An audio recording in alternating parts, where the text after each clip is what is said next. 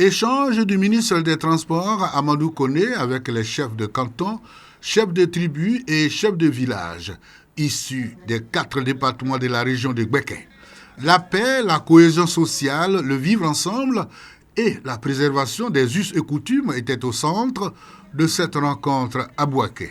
Des thèmes approuvés par les têtes couronnées qui félicitent Amadou Koné, maire de Bouaké, pour l'essor spectaculaire de la commune.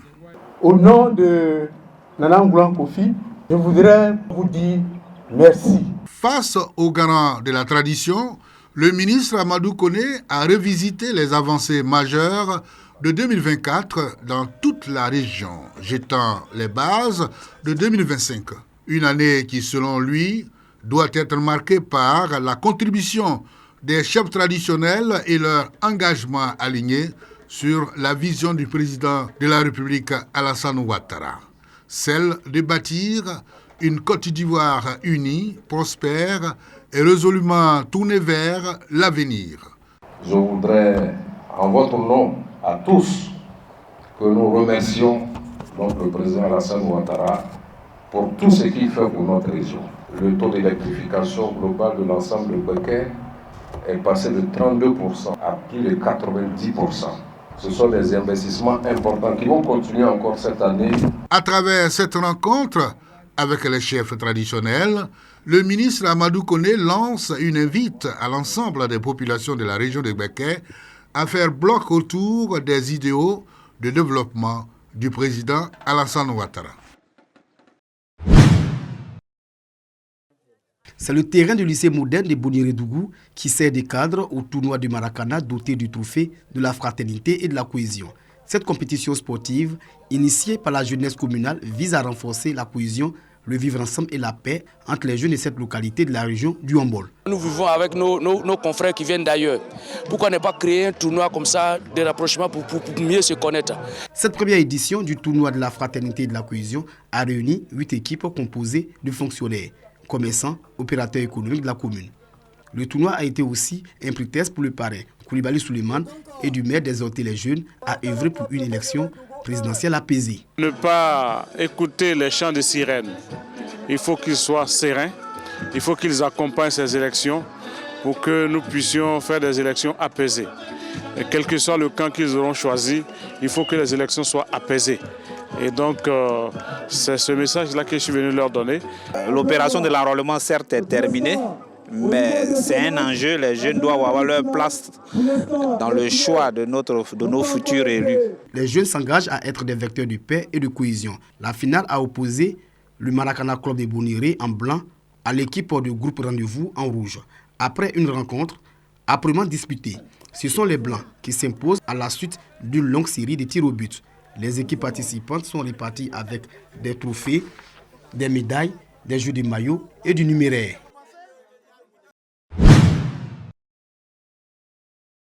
Daloa, quartier évêché.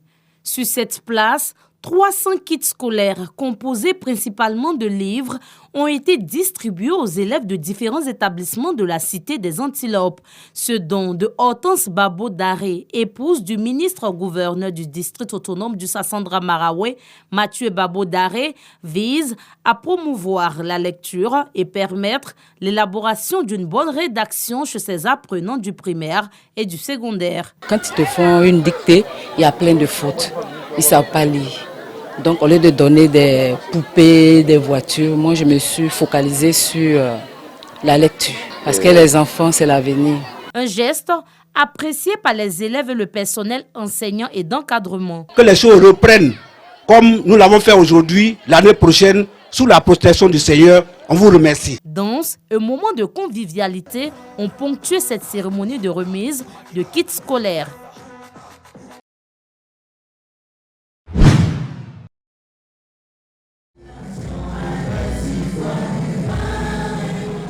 La Fondation Foi Alexis soutient les élèves du département de Vavois dans la région du Haut-Sassandra.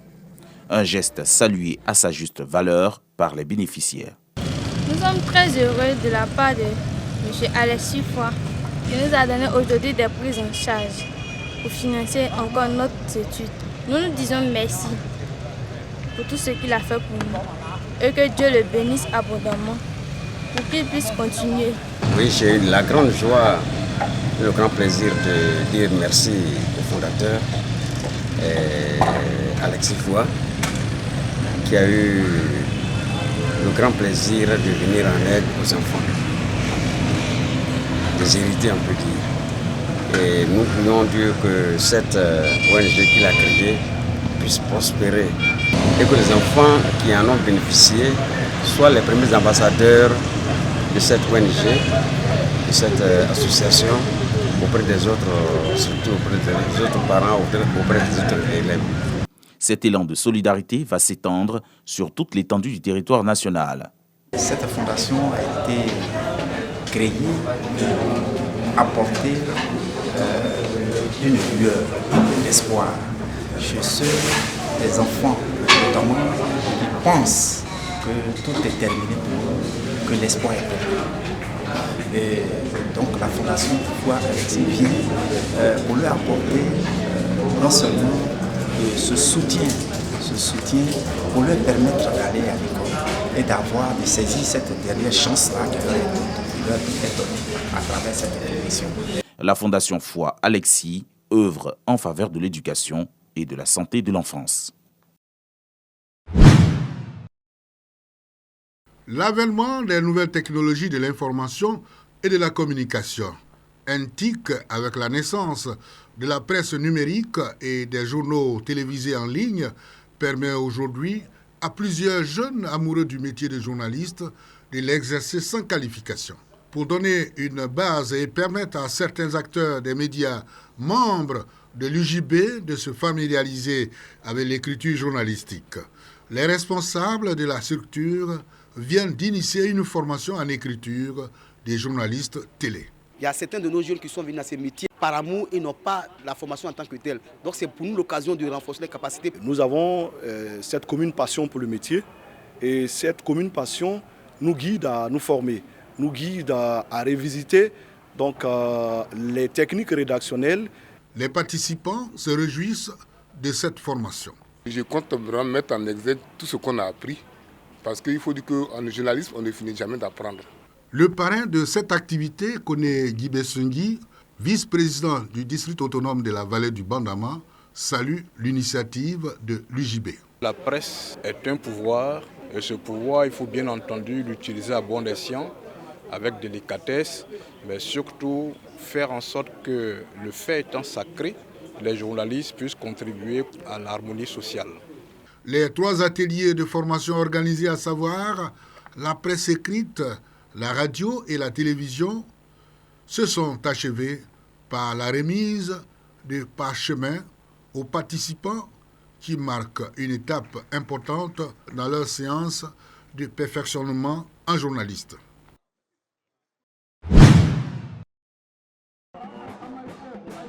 Ils sont issus des villages de Kabangoué, Tienko, Mazela, Diolola, Kotouba, Kouban, Kolikro et Kei. Tous rattachés à la sous-préfecture de Tienko dans le Folon. Ils reçoivent des mains de Mele Djedj, préfet de la région du Folon, préfet du département de Minignan, leur arrêté de nomination en qualité de chef de village. Ils se disent déterminés à travailler pour l'essor de leur terroir commun. Après avoir écouté, n'est-ce pas, le message du préfet, c'est pour nous réveiller, c'est pour que nous puissions taire nos querelles, pour que nous puissions nous mettre ensemble pour le développement de notre sous-préfecture qui est restée longtemps dans cette léthargie. Ces nouveaux chefs de village pourront compter sur leur population avec en première ligne les élus et cadres pour mener à bien leur mission. C'est la toute première fois qu'une telle cérémonie se passe à Tienko. Et c'est mis sur le sceau de la réconciliation, de l'entente et de la cohésion. Je vous adresse mes félicitations les plus sincères. Vous portez désormais une mission noble et exigeante, celle de guider vos communautés avec sagesse, de préserver vos traditions et de valoriser un développement harmonieux. Cette cérémonie était placée sous l'égide de la Chambre nationale des rois et chefs traditionnels de Côte d'Ivoire et placée sous le haut patronage du ministre-gouverneur Gaoussou Touré, les ministres Adama Kambara, Nasseneba Touré et certains cadres dont la Sina Fofana, ont contribué à sa réussite.